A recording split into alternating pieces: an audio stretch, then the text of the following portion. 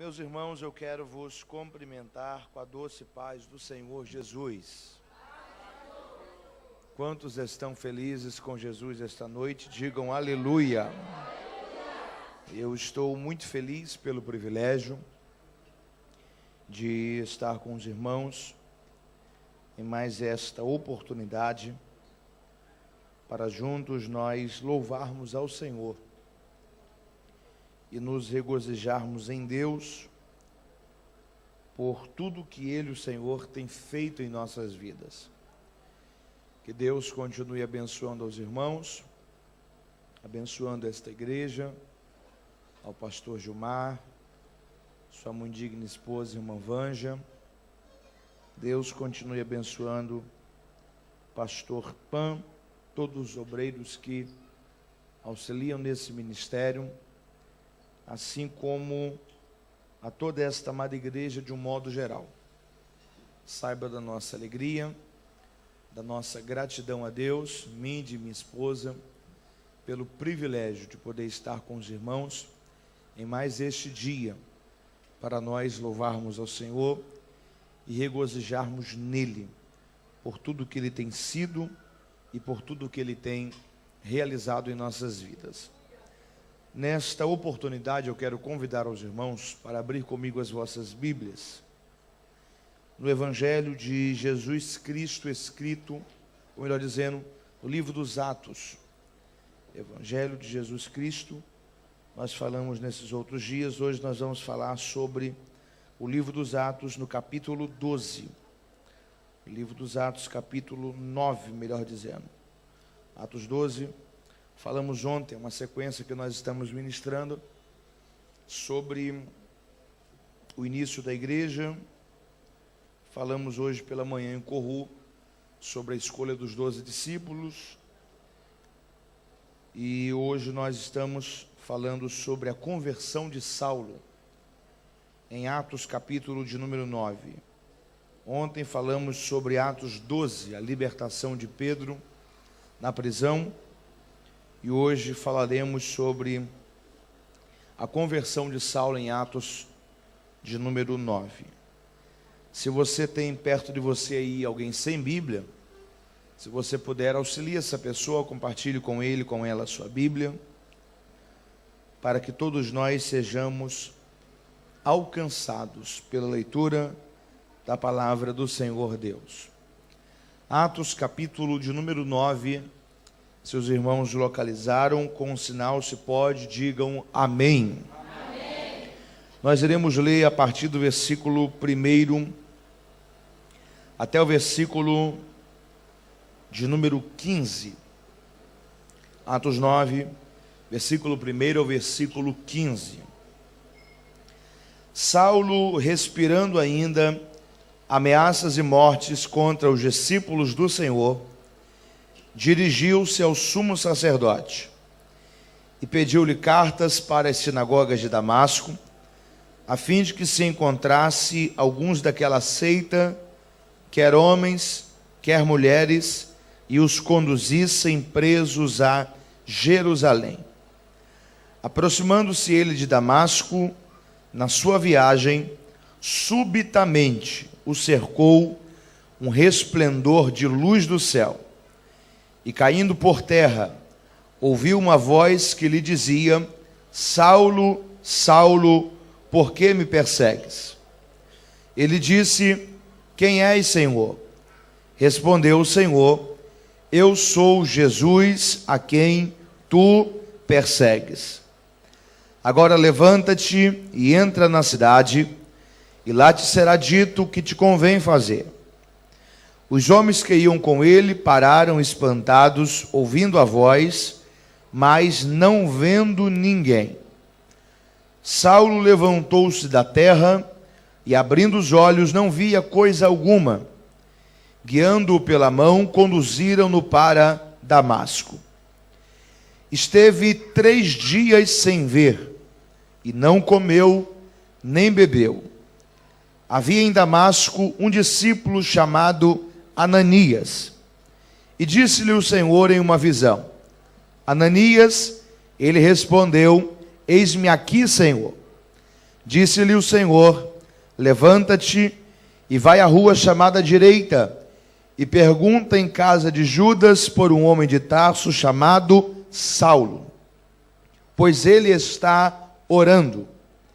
Numa visão, ele viu que entrava um homem chamado Ananias, e colocava sobre ele a mão, para que ele tornasse a ver.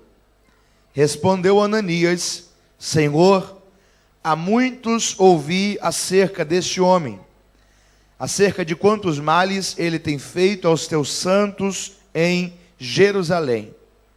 E aqui tem poder dos principais sacerdotes, para prender a todos os que invocam o teu nome. Disse-lhe, porém, o Senhor: vai, porque este é para mim um vaso escolhido, para levar o meu nome perante os gentios, os reis e os filhos de Israel. E se você pode, diga amém. Deus te abençoe, tome o seu assento, por bondade, em nome do Senhor Jesus Cristo. Quantos estão com a sua atenção voltada para a palavra do Senhor? Diga amém. Amém. Meus irmãos, nós temos e estamos debaixo de uma bênção de Deus sobre esses dias, para meditarmos em uma porção da palavra do Senhor em cada uma dessas oportunidades. Nós falamos ontem à noite sobre a prisão de Pedro e a libertação de Pedro. Eu creio que os irmãos se recordam daquela sequência que eu disse aos irmãos, de Atos 1, Deus tendo um projeto para a igreja, dizendo aos discípulos que eles teriam que ficar em Jerusalém, até que do alto fossem revestidos de poder, e então depois que fossem revestidos de poder, seriam testemunhas em Judeia, Samaria e até os confins da terra. Em Atos 2, o Espírito Santo vem, a igreja em Jerusalém começa a crescer, só que eles não saem de Jerusalém, eles ficam em Jerusalém. E a ordem de Deus é que eles tinham que sair. Aí, para que eles venham sair, Deus permite uma perseguição por parte de Herodes. Acontece o que nós chamamos da diáspora ou da dispersão, em que os judeus são obrigados ou melhor dizendo, os cristãos são obrigados a saírem de Jerusalém, e com isso o evangelho vai alcançando novos lugares, novas proporções, porque cada um desses irmãos que iam, compartilhavam onde iam a mensagem do evangelho transformador de Jesus. Eu creio que os irmãos também se lembram sobre a sequência das primeiras perseguições, ou da primeira perseguição e dos primeiros mártires. Falamos sobre Estevão, que foi um diácono da igreja em Jerusalém, que morreu apedrejado em Jerusalém, pelo seu amor a Cristo, pela sua fidelidade ao Senhor.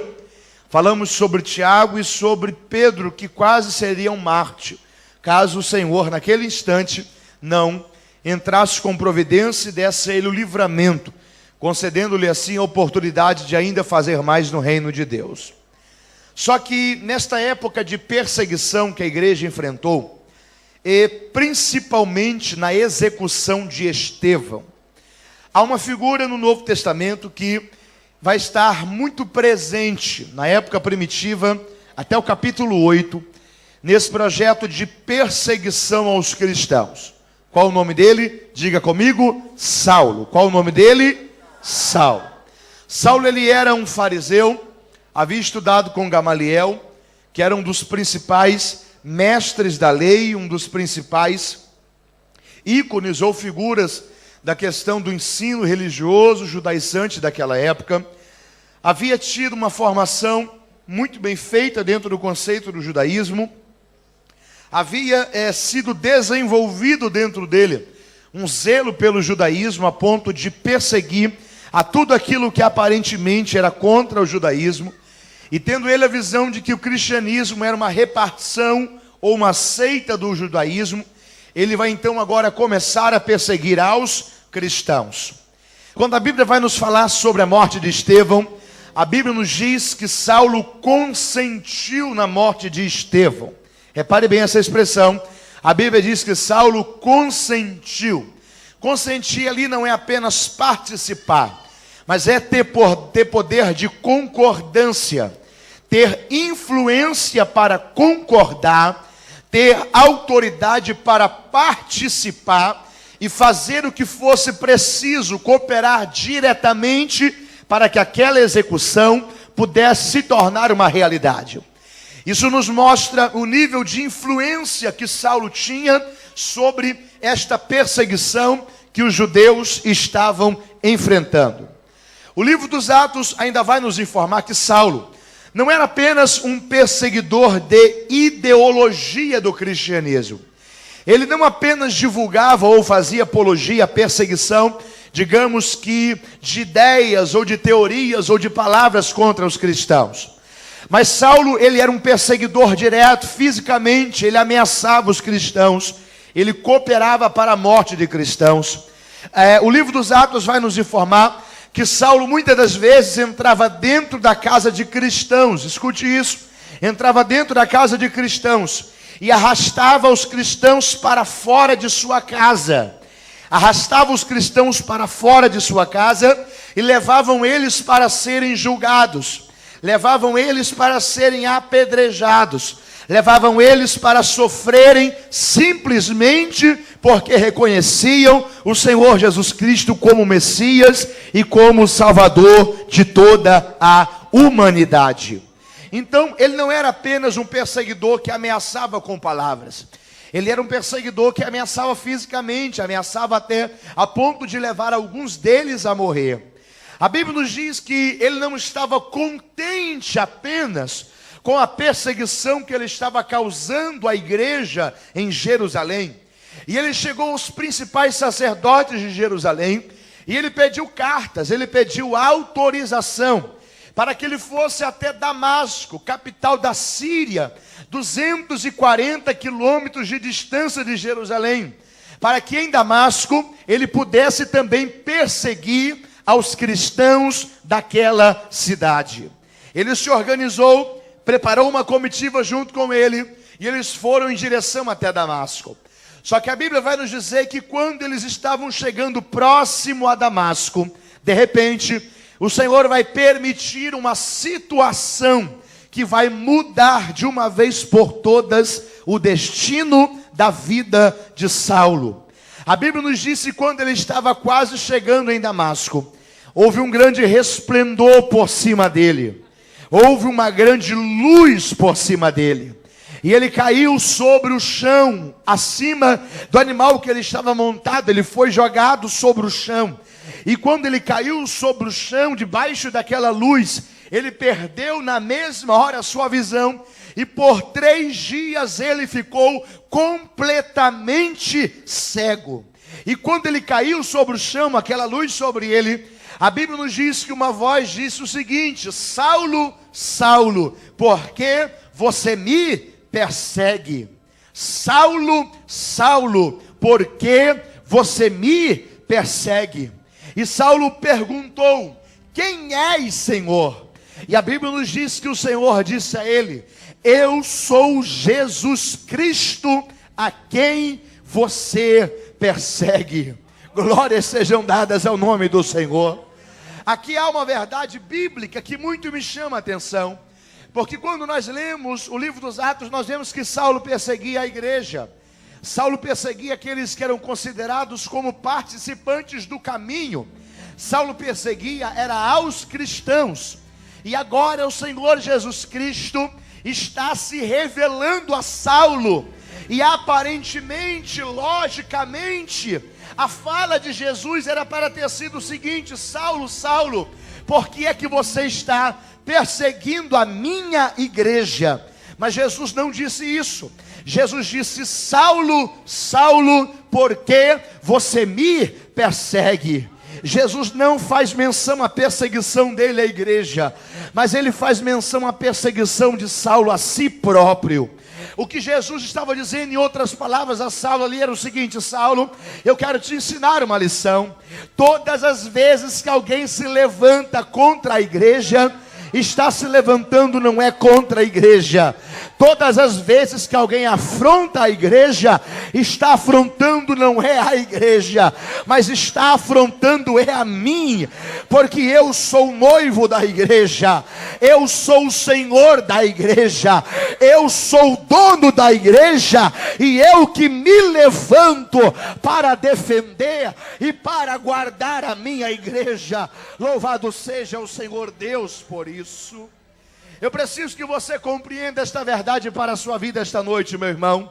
Todas as vezes que alguém se levanta contra a igreja, todas as vezes que alguém se levanta contra um cristão, vai ter que se deparar com o próprio Cristo, vai ter que se defender, vai ter que responder diante do próprio Cristo, porque o Senhor Jesus, Ele não apenas fundou a igreja. Quando você vê todos os líderes de religião, você vê que muitos deles fundaram uma religião, muitos deles morreram, estão mortos, e não tem mais poder para defender a religião. Siddhartha Gautama, considerado Buda, ele pode ser considerado como fundador do budismo, só que ele não está vivo para defender o budismo. Maomé morreu, ele não pode defender os muçulmanos. Quando a gente entra na questão das seitas e heresias, os fundadores dos testemunhos de Jeová, dos adventistas do sétimo dia, eles fundaram uma denominação, mas eles não podem fazer nada contra aquilo.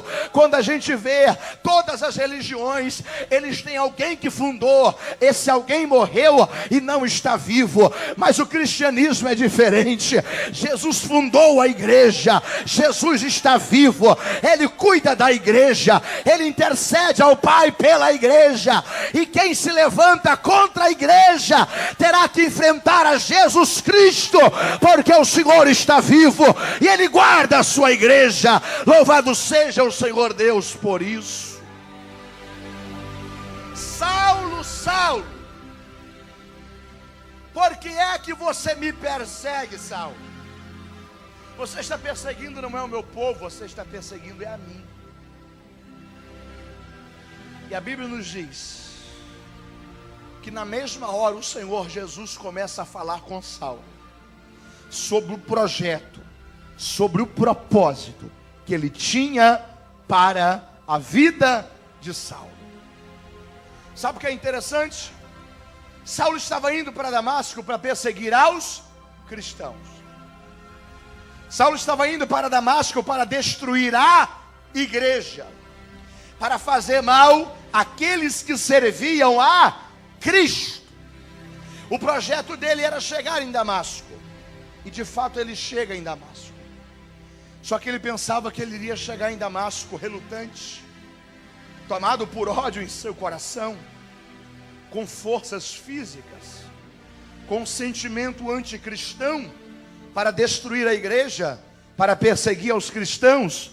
Só que ele chega em Damasco sim, só que não com esse sentimento.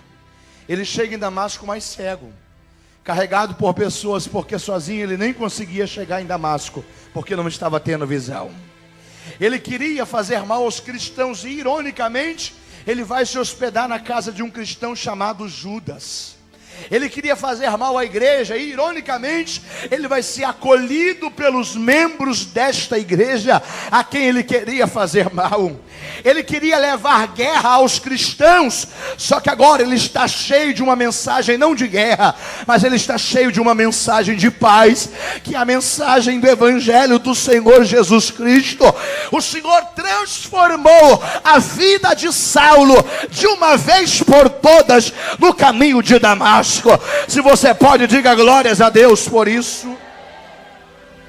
Saulo, ele se converteu instantaneamente.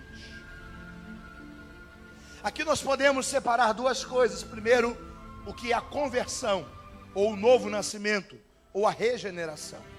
E segundo, o que é a santificação. A conversão é o trabalho de um momento, é o resultado de uma escolha. A santificação é uma obra de uma vida.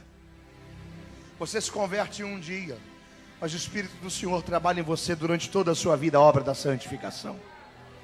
Só que a conversão de Saulo foi súbita, rápida, transformadora. Saulo estava querendo ir para fazer o mal contra os cristãos. Ele queria fugir do cristianismo, ele perseguia a igreja, ele não queria nada com Cristo. Só que quando o Senhor encontrou a Saulo, ele não teve escapatória, ele não teve saída. Ele se tornou um cristão, ele foi convertido ao Evangelho de Cristo Jesus.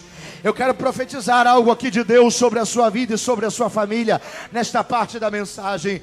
Se o plano de salvação de Deus alcançou a sua casa, alcançou a sua família, alcançou alguns dos seus, esse alguém pode tentar fugir do jeito que quiser, pode tentar ficar com o coração relutante, pode tentar resistir, pode tentar não aceitar, mas nem que se for preciso Deus jogar sobre o chão, deixar cego e fazer essa pessoa ter um encontro transformador com Cristo, nem que se for preciso isso, mas aqueles a quem Ele escolheu para a salvação, não poderão escapar da graça do Senhor Jesus Cristo, que irá de alcançá-los. Deus vai alcançar a sua casa, Deus vai alcançar a sua família.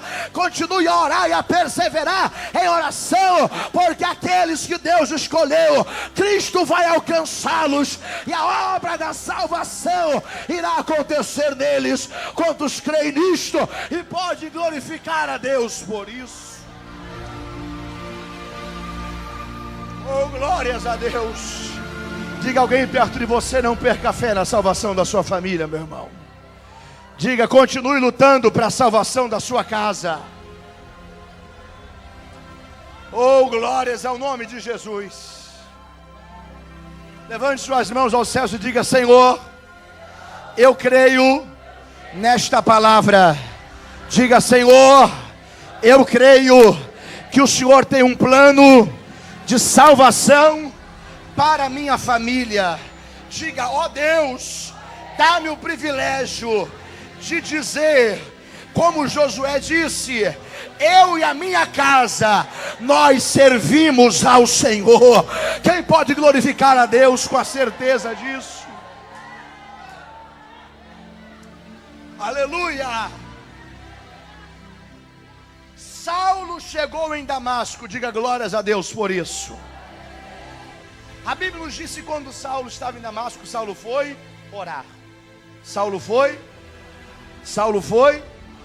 E enquanto ele estava orando, preste bem atenção nisso, a Bíblia nos diz que o Senhor disse a ele: Saulo, vai entrar um homem aqui chamado Ananias. Ele vai impor as mãos sobre você. Você vai voltar a ver. E tudo será diferente a partir desse momento na sua vida. Assim como Deus falou com Saulo sobre Ananias, Deus agora fala também com Ananias acerca de Saulo. E Deus diz o seguinte: Saulo, Ananias vai vir para impor as mãos sobre você. E Deus diz: Ananias, eu tenho uma missão para você. Qual missão, Senhor? Você tem que ir até na casa de Judas, porque lá existe um homem de Tarso chamado Saulo. Você irá impor as suas mãos sobre ele, e ele irá voltar a ver. Quando Deus diz isso para Ananias, Ananias para e diz assim: Senhor, deixa eu falar para o Senhor um pouco sobre quem é Saulo. Senhor, esse homem tem perseguido aos cristãos em Jerusalém. Esse homem tem feito mal aos teus santos em Jerusalém. E ele veio a Damasco não para passear. Ele veio a Damasco porque ele tem autorização dos sacerdotes para ele fazer mal também aos cristãos aqui em Damasco, para ele perseguir também aos cristãos aqui de Damasco, e para ele matar e destruir a vida também dos cristãos aqui de Damasco. Ananias, ele começa a argumentar com Deus. Ananias começa a tentar convencer a Deus que não era uma boa ideia ele ir até Saulo, porque o desejo de Saulo era perseguir e destruir os cristãos. Só que nessa conversa de Deus com Ananias, preste bem atenção nisso, Deus vai usar um argumento para Ananias. Deus vai se utilizar de uma figura de linguagem na conversa dele com Ananias, que vai ser o suficiente para Ananias não querer mais rejeitar a proposta de Deus. E qual é esse argumento? O que é que Deus disse para ele? Deus disse a Ananias: vai, porque este é para mim um vaso escolhido. O que foi que Deus disse para Ananias? Vai, porque este é para mim um vaso.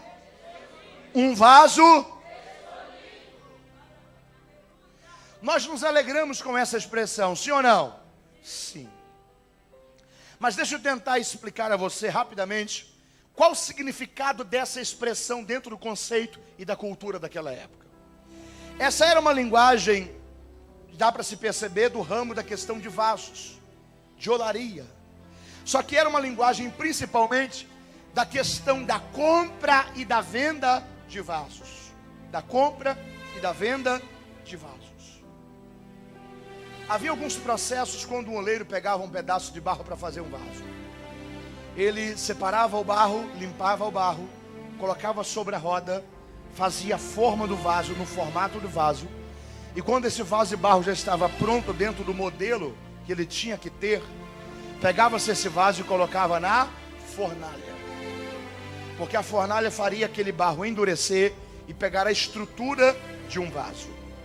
Só que alguns vasos, devido à temperatura do forno, e muitas das vezes devido à qualidade do barro, quando saíam da fornalha, saíam trincados, com rachaduras, com danificações, que dependendo da função pela qual ele exerceria depois de ser comprado, não serviria. Alguns vendedores, para não perderem a venda, pegavam esse vaso e revestia todo ele de cera. Tanto é que daqui vem a expressão do latim sincero. Sincero no latim significa sem cera. Ser sincero não é ser perfeito. Ser sincero é ser transparente.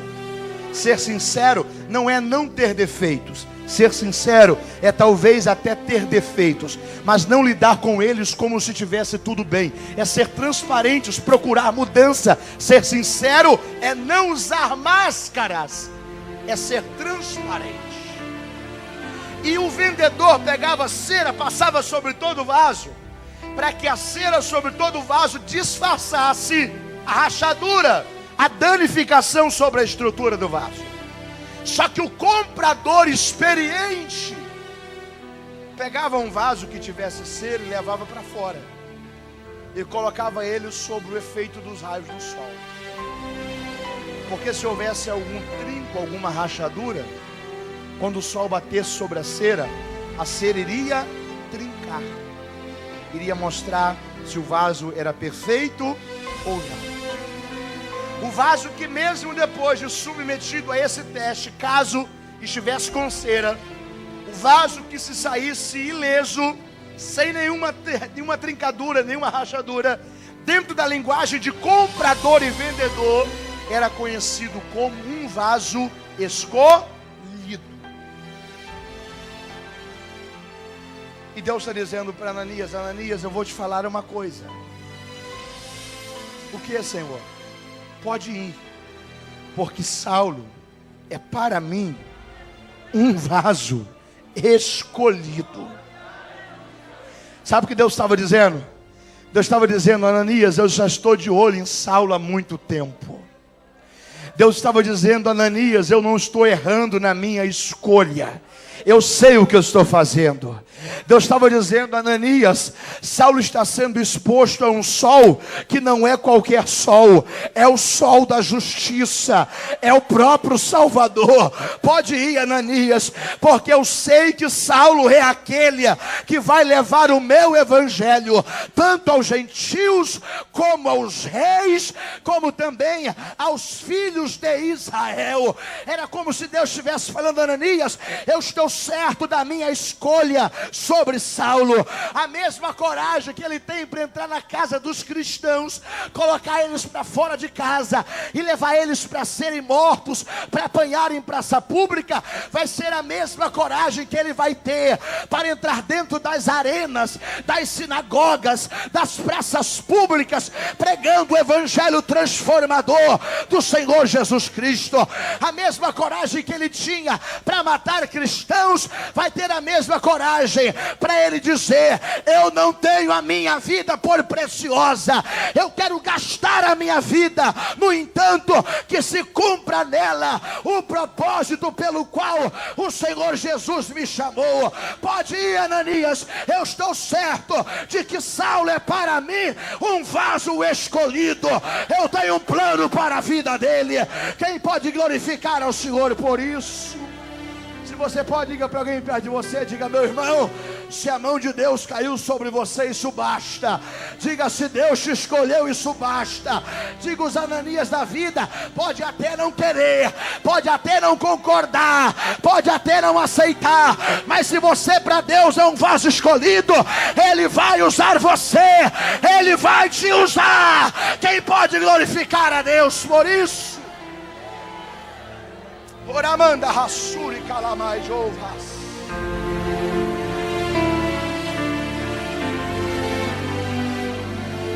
Saulo era o quê? Um vaso escolhido. Levante suas mãos aos céus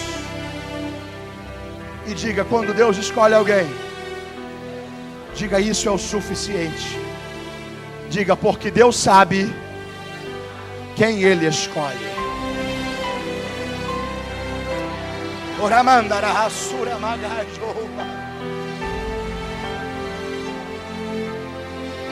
Quando Deus disse para Ananias: pode ir, porque Saulo é para mim um vaso escolhido, Ananias aceitou e disse: Senhor, se é o Senhor que está falando, se é o Senhor que escolheu, isso basta.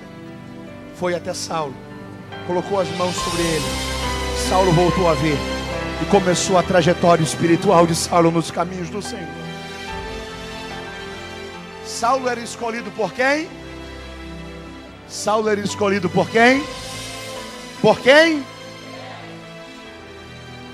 Eu preciso te dizer aqui 3 coisas, e com essas 3 coisas eu caminho para a conclusão desta mensagem. Quantas coisas? 3. Saulo era escolhido por Deus.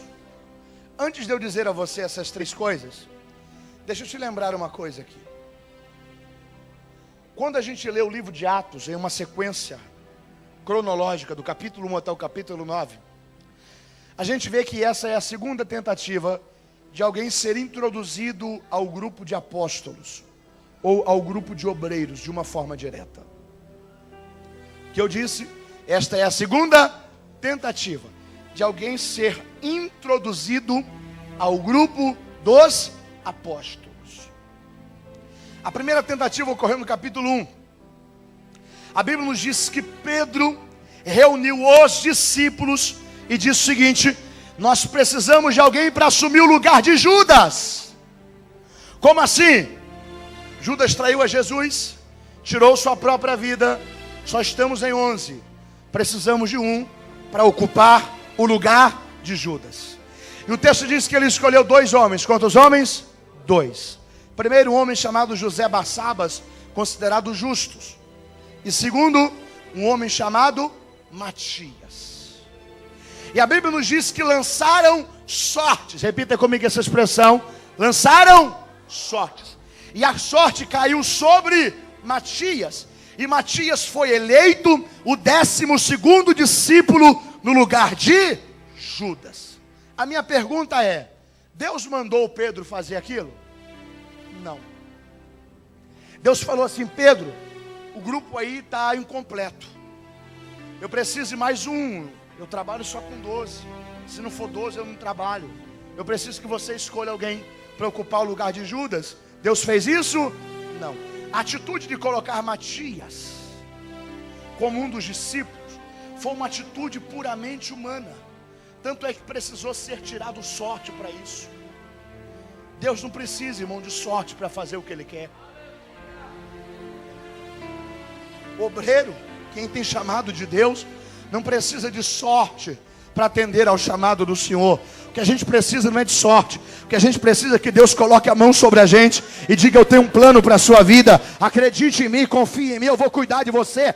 Nada vai faltar para você. E o meu plano será cumprido sobre a sua trajetória. Isso não aconteceu com Matias. Matias foi colocado entre os 12 por Pedro, sem que Deus desse uma direção sequer para aquilo. Eu não estou desfazendo da espiritualidade de Matias, nem estou dizendo que ele não era um homem de Deus. Tanto é que a tradição cristã diz que Matias morreu como mártir cristão no ano 80 da era cristã na Etiópia. Ele foi alguém que morreu pela sua fé em Cristo, mas não houve uma direção de Deus para ele ser colocado como apóstolo entre os apóstolos da igreja em Jerusalém. Aquela foi uma decisão de Pedro, no capítulo 1 de Atos. Aí no capítulo 9, sabe o que vai acontecer? Deus vai fazer a escolha dele. Se no capítulo 1 Pedro fez a escolha dele, no capítulo 9 é Deus que vai fazer a escolha dele. Deus se aparece a Saulo, e um dos significados do termo apóstolo é alguém que é pessoalmente enviado. Os 11 haviam sido pessoalmente enviados, Matias não. Só que para Saulo, assim como Jesus pessoalmente escolheu os 11 e escolheu também a Judas, ele vem pessoalmente no caminho de Damasco. Era como se ele estivesse falando: Saulo, você é meu escolhido para ser apóstolo do meu evangelho, para anunciar o meu evangelho. Assim como eu apareci para os discípulos, eu estou me aparecendo também a você. Vai e anuncia o meu evangelho, tanto para os gentios, tanto para os reis, como para os filhos de Israel. Foi o próprio Senhor Jesus que escolheu a Saulo e que comissionou ele para ser apóstolo da igreja primitiva. Quem pode glorificar ao Senhor por isso? Tanto é que se você pegar o que os 11 fizeram e o que Paulo fez mais do que os 11 juntos. No Novo Testamento são 27 livros. Quantos livros? 27. 13 são de autoria de Paulo. Praticamente metade. Paulo foi escolhido por? Mas aqui eu preciso dizer 3 coisas. Primeiro, não é o fato de você ser escolhido de Deus para uma obra que significa que para você as coisas serão fáceis.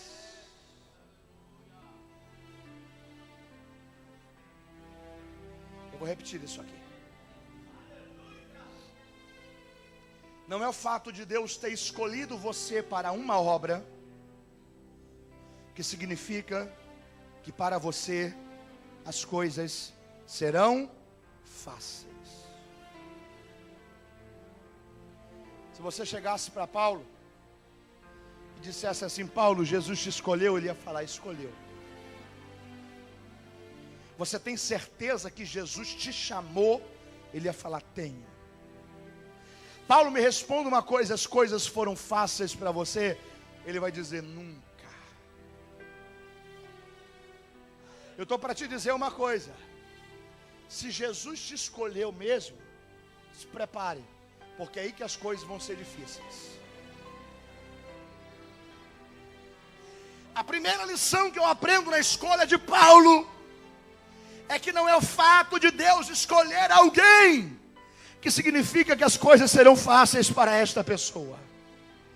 Na segunda carta aos Coríntios, capítulo 11 ou 13, se não me foge a memória, Paulo vai abrir o seu coração para contar sobre as suas experiências missionárias.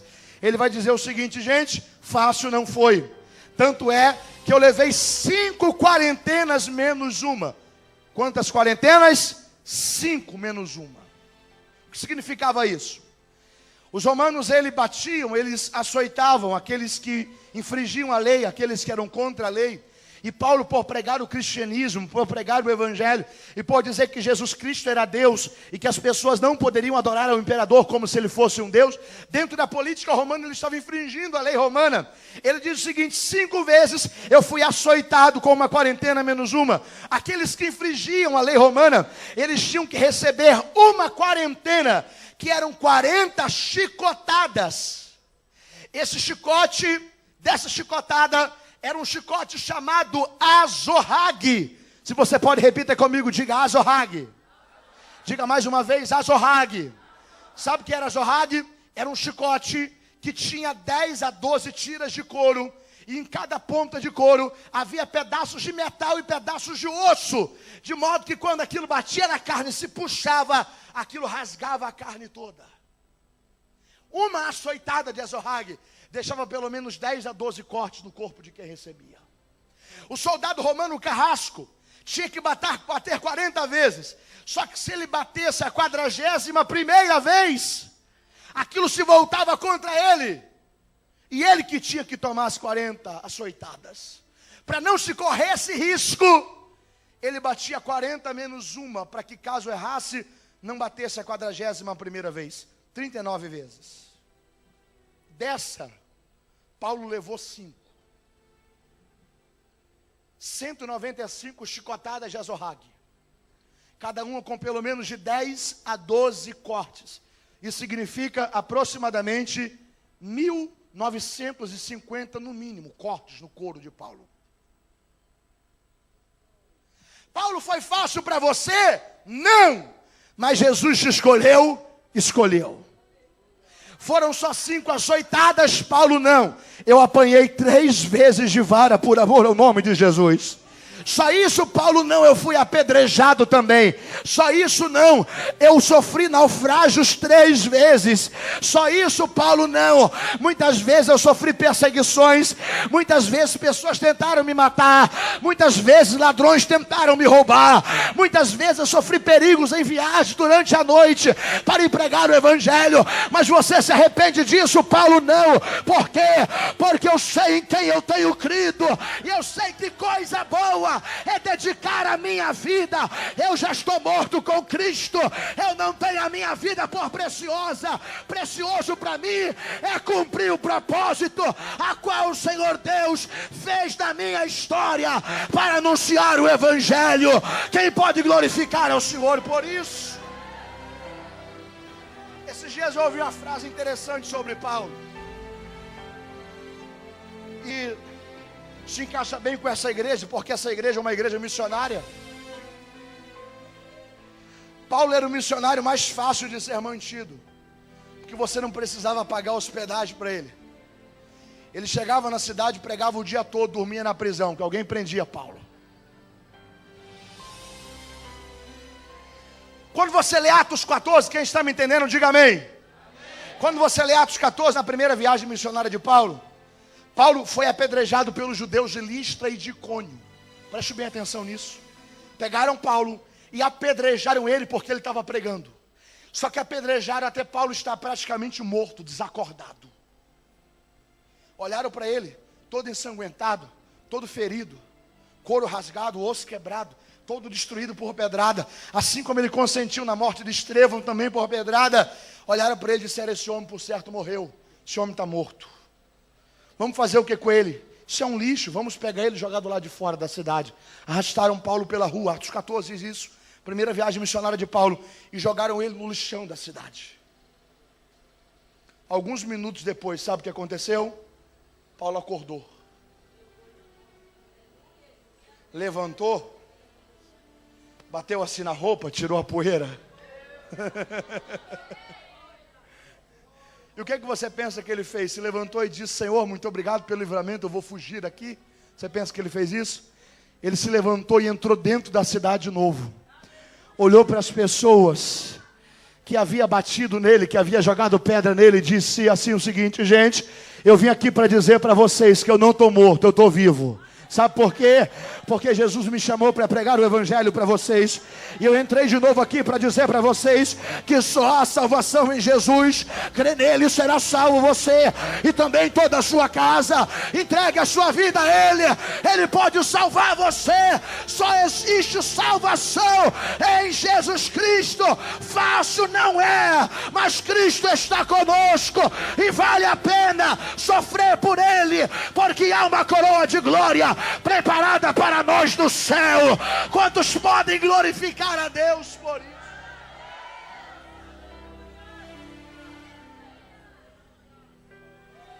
Diga para alguém perto de você, diga: permaneça firme. Diga: não é o fato de Deus ter escolhido você que significa que as coisas vão ser fáceis. Diga: momentos difíceis todo cristão enfrenta, mas diga: aguenta firme. Assim como Deus foi com Paulo, Ele vai ser com você também. Assim como Deus foi com Paulo, Ele vai ser com você também. Assim como Deus guardou a Paulo, Ele vai guardar também a sua igreja.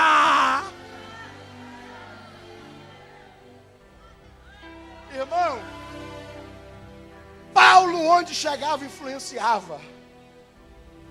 E uma das cartas dele, quem está entendendo, diga amém. E uma das cartas dele, escute isso aqui me encanta. E uma das cartas dele, quando ele estava preso em Cesareia, Paulo ficou 2 anos preso em Cesareia, antes de ir para Roma. E sabe qual era o papel ou o comportamento de um prisioneiro, considerado como um prisioneiro real, um prisioneiro do império? Ele tinha que ficar com um soldado do lado dele preso em uma algema. Me ajuda aqui, pastor Marcos, por favor. Imagina que eu sou Paulo, pastor Marcos é o soldado. 6 horas o soldado tinha que ficar do lado dele, preso com ele, porque ele era um prisioneiro do império. O que você acha que Paulo fazia nessas 6 horas? Evangelho nele. Ele olhava para o camarada e dizia assim: você já ouviu falar sobre Jesus?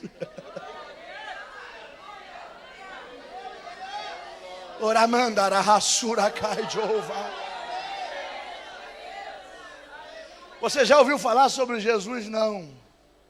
No começo eu não criei em Jesus, não. Talvez você não crê. Só que Jesus se apresentou para mim no caminho de Damasco. 6 horas evangelizando. Era hora de trocar a guarda. Saía ele, entrava outro. O que você acha que Paulo fazia? Evangelho nele. Você já ouviu falar sobre Jesus? Trocava a guarda, saiu o soldado, entrava outro. O que você acha que Paulo fazia? Evangelho de novo. Aí quando Paulo está escrevendo uma das suas cartas, ele encerra a carta dizendo: igreja, vos saúda também todos os da casa de César. Sabe o que ele estava dizendo? Eu ganhei todo mundo da casa de César para Jesus. Tudo que era soldado aqui eu evangelizei todo mundo. Está todo mundo crente. O evangelho alcançou a casa de César também. Quem pode glorificar a Jesus por isso? Levante suas mãos, adore ao Senhor. O poder do Evangelho de Jesus, ele tem que voltar a ser pregado. O poder do Evangelho de Jesus transforma. O poder do Evangelho de Jesus liberta.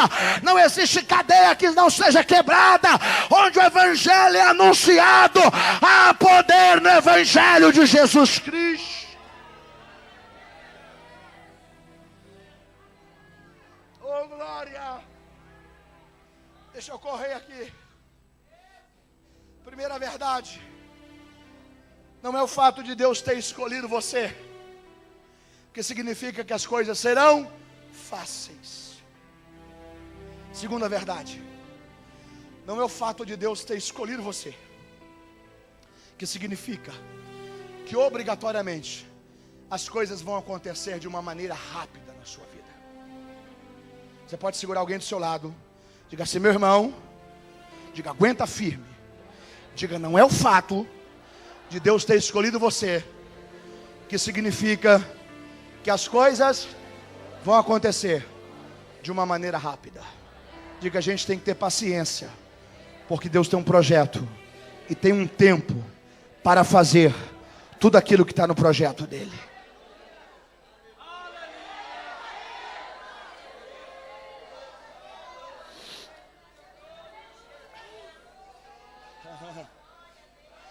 Saulo se converteu em Atos capítulo 9.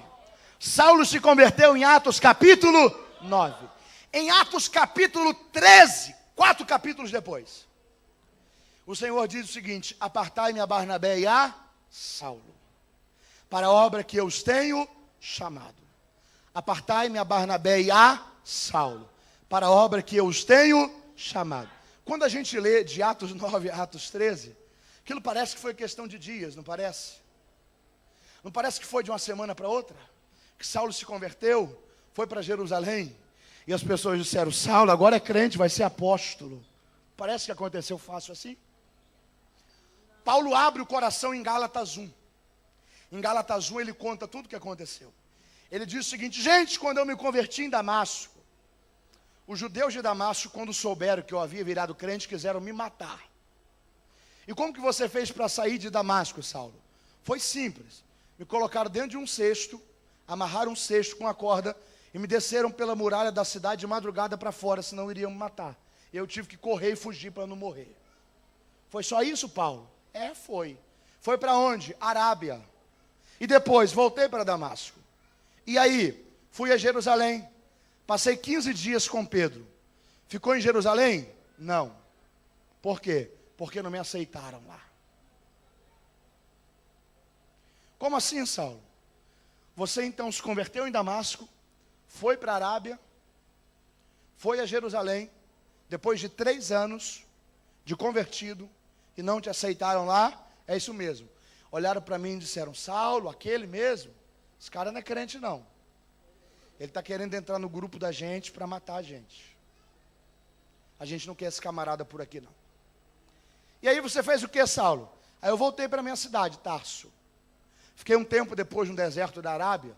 E passados então 14 anos. Quantos anos? 14. Ou seja, se converteu, passou 3 anos, Jerusalém. Não foi aceito, foi para o deserto da Arábia, foi para Tarso, passou mais 14 anos. 14 mais 3 dá 17.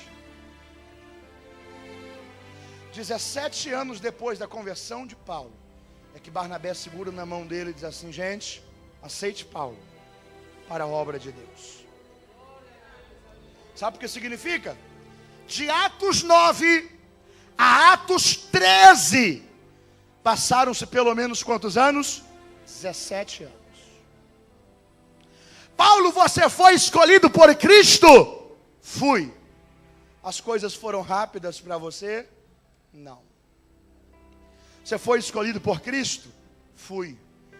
Teve noites que você dormiu esperando uma resposta de Deus, chorando, pedindo para Deus falar com você, e Deus ficou em silêncio? Muitas. Você foi escolhido por Cristo, Paulo? Fui. Teve horas que você pensou em desistir de tudo e abandonar? Teve. Você foi escolhido por Cristo, Paulo? Fui. Passaram-se quantos anos para reconhecer um chamado de Deus na sua vida? 17. Mas você se arrepende, Paulo? Não.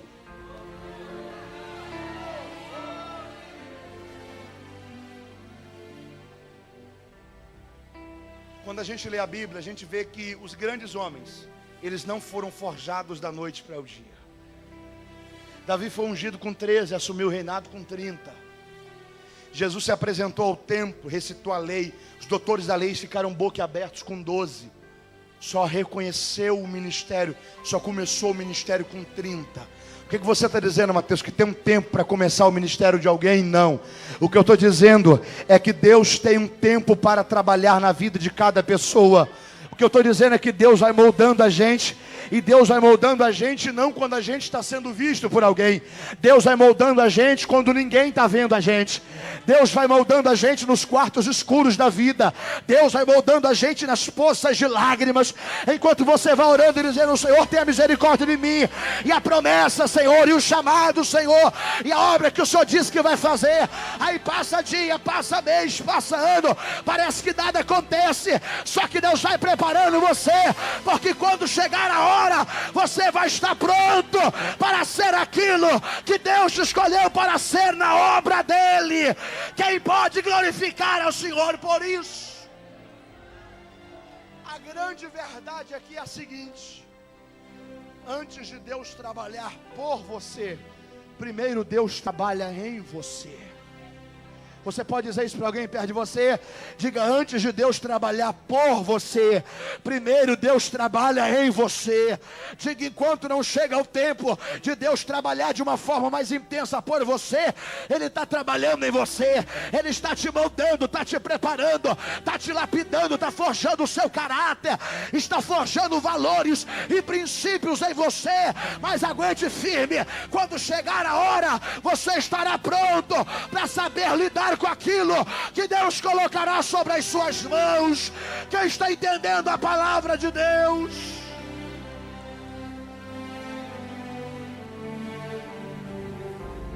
Diga comigo: o que para mim, diga mais forte, o que para mim é tempo de espera, diga para Deus, é tratamento de projeto.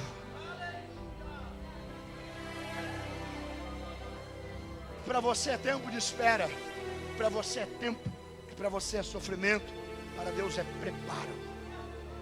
É Deus moldando em você. Quem está entendendo a palavra de Deus? Terceira e última lição, eu concluo agora. Primeira lição: não é o fato de Deus ter escolhido você que significa que as coisas serão fáceis. Segunda lição: não é o fato de Deus ter escolhido você que significa que obrigatoriamente as coisas vão acontecer de uma maneira rápida. Terceiro: não é o fato de Deus ter escolhido você que significa que você não vai precisar da ajuda de ninguém. Você pode dizer isso para alguém perto de você? Diga: meu irmão, eu creio que Deus escolheu você. Mas diga: não se engane, você não é bom sozinho. Tanto eu como você, mesmo sendo escolhidos por Deus, precisamos da ajuda de alguém.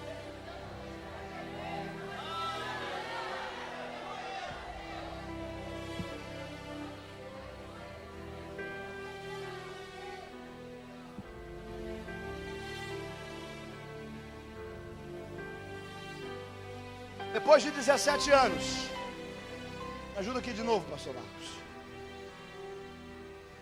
A Bíblia nos diz que começou um grande avivamento na cidade de Antioquia. Atos 12, se não me foge a memória, Atos 12. E Barnabé foi enviado para ser o pastor da igreja de Antioquia. Quando Barnabé chega em Antioquia, Barnabé se lembra de quem? De Saulo. 17 anos sem ouvir falar de Saulo. Ele para e diz: eu vou até Tarso procurar Saulo. Ele entra em Saulo, eu tenho a impressão que ele olha para as pessoas e diz: me diga uma coisa, você se lembra de alguém chamado Saulo por aqui? Alguém dizendo: Saulo, um que era judeu, depois virou cristão, ele mesmo. Tá onde? Ah, tal rua, vai lá.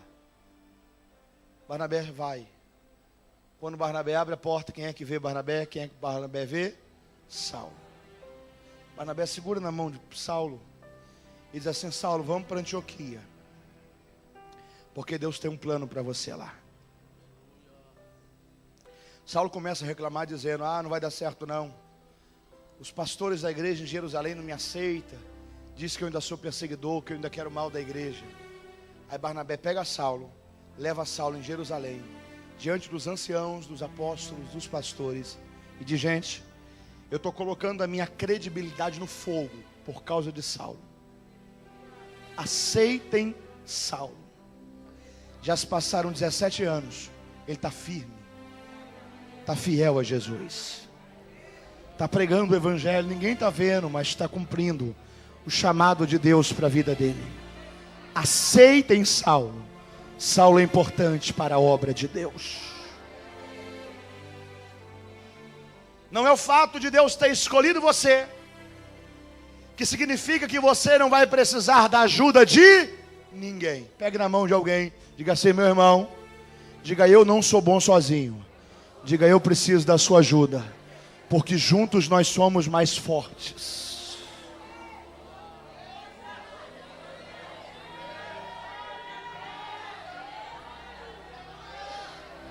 Escute isso. O diabo quer semear um sentimento no coração das pessoas, dizendo o seguinte: você é bom. A vaidade humana quer gerar um sentimento no coração das pessoas, o orgulho humano, dizendo: Deus te escolheu. Você não precisa da ajuda de ninguém. Isso é uma estratégia de Satanás. Sabe por quê? Porque sozinho nós somos mais frágeis. O diabo quer isolar pessoas, porque quando estão isoladas, são alvos mais fáceis de destruição. A palavra de Deus diz que é melhor serem dois do que um. Um cordão de 3 dobras não se quebrará. Como é bom e suave que os irmãos vivam em união. Jesus, quando mandou os discípulos, mandou eles de 2 a 2. Quando Deus escolheu a primeira comissão para a primeira viagem missionária, Ele disse: separai-me a Barnabé e a Saulo. Sabe por quê? Porque Deus sabe que juntos nós somos mais fortes. Se um tropeça, o outro levanta. Se um entra pelo caminho errado, o outro aconselha. Deus quer que a sua igreja viva e caminhe em unidade. Aceite a ajuda de quem Deus coloca do seu lado para te ajudar. Aceite o conselho de quem é mais experiente e Deus coloca ao seu lado para ser bênção na sua vida. Não é o fato de Deus ter escolhido você que significa que você não vai precisar da ajuda de alguém. Aceite a ajuda que Deus te dá, porque se você entrar por esse caminho, a glória de Deus vai te acompanhar. Deus irá te honrar e o nome do Senhor será glorificado sobre a sua vida. Quem está entendendo isso, levante as suas mãos e coloque-se de pé glorificando a Deus nesta hora. Oh, glória.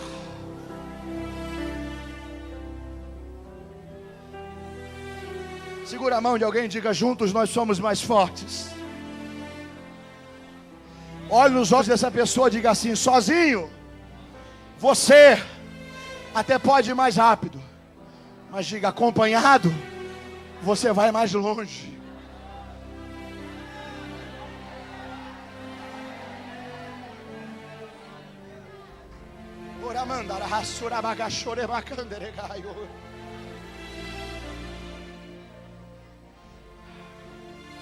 Aí talvez você diz: Mateus, qualquer um na condição de Paulo ali ia precisar de ajuda. Paulo só precisou de ajuda ali porque estava no começo. Engano. Final da vida de Paulo. Segunda carta a Timóteo. Ele está preso dentro da prisão Mamertino, no centro de Roma. Ele pega a sua pena sobre um pergaminho e começa a escrever. E diz: Timóteo, meu filho amado, passe em Troade, traga minha capa que eu esqueci lá. Pegue os meus livros que eu esqueci lá. E traga-me também João,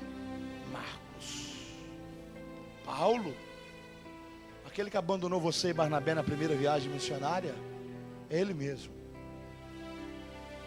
Você está pedindo para mim levar ele? É isso mesmo. Por quê? Porque ele é para mim muito útil para o ministério. Mas Paulo, você já é o maior escritor do Novo Testamento. Você já é o maior plantador de igrejas. Você já é o modelador da teologia cristã. Você já é o maior vulto, o maior ícone de referência dentro do cristianismo primitivo. Você precisa ainda da ajuda de alguém? Preciso. Me traga João Marcos. Porque ninguém é bom sozinho. Você pode ter muito talento no que você faz, mas você não é bom sozinho. Você pode ter alcançado muita coisa na sua vida, mas você só passou por algumas situações porque alguém te ajudou, que alguém te deu conselho quando você precisou. Um homem para de crescer quando ele pensa que ele não precisa mais da ajuda de ninguém. Traga-me a João Marcos, porque ele é para mim muito útil para o ministério. Se lembra de Naamã? Chefe do exército do rei da Síria, uma das principais potências em guerra da época. Era como se fosse o ministro de guerra dos Estados Unidos ou da Rússia. Leproso. Ouve dizer que em Israel tem um homem de Deus que pode curá-lo. Pega a sua comitiva, desce para lá. Chega na porta da casa de Eliseu. Alguém entra lá dentro e diz: Eliseu, Naamã está lá fora. O que ele quer? Quer ser curado. Você vai lá? Não vou lá não. Diga para ele que se ele quiser ser curado, é para ele mergulhar 7 vezes nas águas do Jordão. O mensageiro volta e diz: general, sim, o profeta disse que não vai vir aqui não. Que se você quer a sua cura, você tem que mergulhar 7 vezes nas águas do Jordão. Naamã para e diz: eu? Será que ele não sabe da minha patente, dos meus títulos? Será que ele perdeu a noção de quem eu sou? Vou mergulhar aqui não. Em Damasco tem rios mais limpos, Arbana e Farpá. Eu aqui, água barrenta, suja, Jordão. Aí um homem, que a Bíblia nem diz o nome dele, talvez um funcionário de Naamã, olha para ele e faz assim: Naamã, deixa eu te dar só uma dica. Eu não sou ninguém, mas deixa só eu te dar um conselho. Pode falar. Se Eliseu tivesse te cobrado, você pagava? Ele diz: pagava. Se tivesse pedido uma coisa difícil, você faria? Ele diz: faria. Naamã, o rio está na sua frente.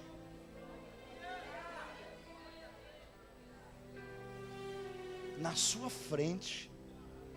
Você vai perder o seu milagre por causa de tão pouco? Ei, você já lutou tanto para ter chegado até aqui? Vai perder sua vitória por causa de tão pouco? Naamã mergulha, 1ª, 2ª, 3ª, 4ª, 5ª, 6ª, 7ª vez. Na 7ª vez ele levanta o corpo purificado. Já pensou o que seria de Naamã se aquele homem não tivesse do lado dele para ajudá-lo? Um homem sem nenhuma expressão, ninguém conhecia ele. Tem horas que Deus vai colocar pessoas ao lado da gente que a gente não conhece. Gente talvez até sem expressão, que a gente não sabe quem é, de onde veio. Mas pessoas que vai dizer: cuidado, Deus tem mais para você. Não negocie sua chamada, isso não é coisa de crente. Isso não é lugar para crente ir, isso não é coisa para quem é lavado e remido no sangue de Jesus participar. É gente que talvez a gente não conhece, mas é gente que a gente precisa. Deus te escolheu, mas você continua precisando da ajuda de alguém, porque sozinho a gente pode até ir mais rápido, mas somente acompanhado a gente vai mais longe.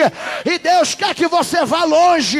Longe até onde, Mateus? Longe até chegar e dizer: eu combati o bom combate, eu acabei a carreira e eu guardei a fé. Quem pode glorificar a Deus por isso agora?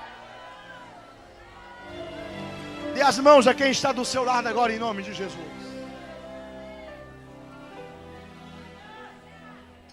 Feche os seus olhos.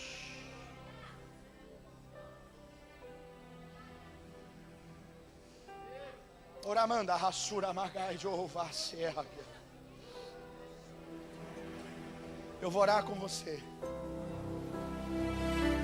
Eu creio que Deus falou com você. De olhos fechados, diga: Senhor Jesus, eu ouvi a sua palavra. Diga: ó Deus, nós não somos nada. Somos seres mortais, falhos.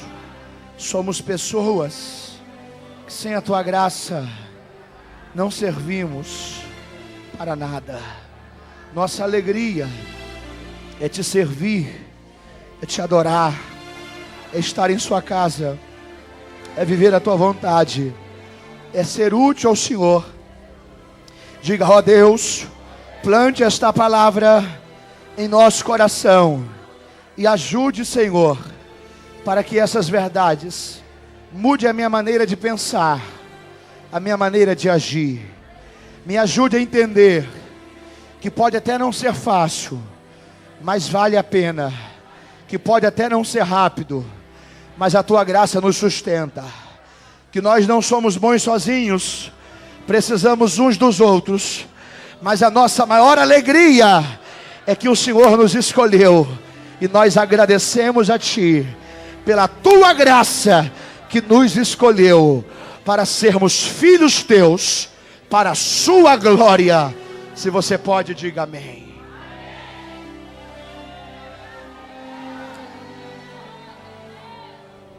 Ainda não se assente.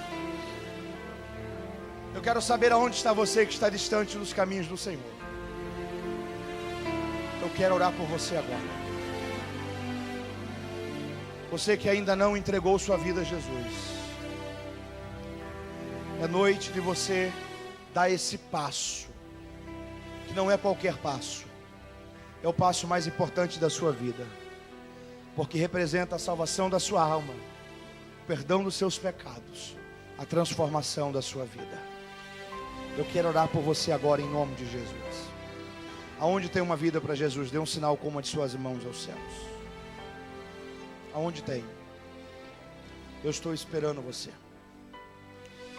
Pergunte a quem está do seu lado se ele ou ela já é crente. Pergunte. Se você convidou alguém, vá até essa pessoa. Converse com ele agora, não tenha vergonha não. Converse com ele, converse com ela. Está vindo a primeira pessoa para Jesus, diga glória a Deus. Que Deus te abençoe, minha irmã. Deus te abençoe. Eu estou esperando a segunda pessoa para Cristo. Aonde está você? Vem. Eu estou esperando você, vem. O Senhor te alcança agora. Cadeias invisíveis que até hoje prenderam você a uma vida de pecado, a uma vida de maldade, a uma vida de distanciamento de Deus, de ausência da alegria da salvação no seu coração. Essas cadeias são quebradas e destruídas agora em nome de Jesus Cristo. Você está livre, venha a Cristo. Eu estou esperando você. Aonde está a segunda pessoa para Cristo? Vem. Traga essa pessoa que está do seu lado. Vem com ele, vem com ela. Conduza esta vida a Cristo. O Senhor Jesus te salva, te resgata, te liberta agora. Vem.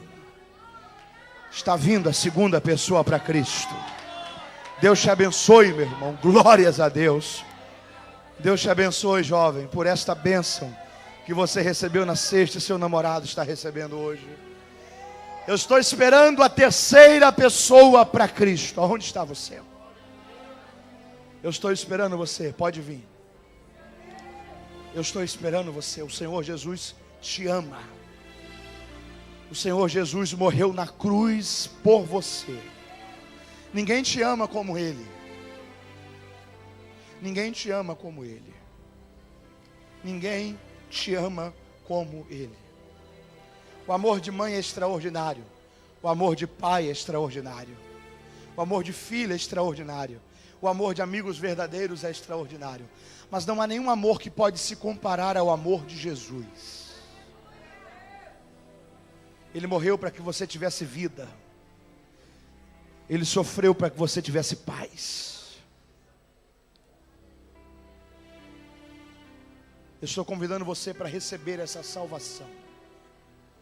Para abrir o seu coração e dizer: Senhor, eu te recebo como meu Senhor, como meu Salvador. Pode vir, jovem. Pode vir, moça. Pode vir homem, pode vir mulher. Você está livre. Venha a Cristo agora. Venha a Cristo agora. Venha a Cristo agora. Oramanda arahasura kalamacharabandaragai. Eu estou esperando você, vem. Vem. Vem. Aleluia. Aleluia. A igreja está intercedendo por você. Os céus estão prontos a fazer festa pela salvação da sua alma. O diabo está prestes a perder o controle da sua vida. Porque quando você reconhece Jesus Cristo como Senhor e Salvador seu, você está reconhecendo a paternidade de Deus. E você se torna filho e filha de Deus. Então vem correndo, vem correndo. Esse jovem de camisa vermelha atrás, toda a igreja olha para frente. Você já entregou sua vida a Jesus? Ou ainda não? Eu quero te convidar a entregar sua vida a Jesus hoje. Se você deseja fazer isso, vem à frente, eu quero orar por você. Está vindo a terceira pessoa para Cristo? Está vindo a terceira pessoa? Está vindo também a quarta pessoa. Vem entregar sua vida a Jesus, meu filho. Que Deus te abençoe, meu irmão. Que Deus te abençoe.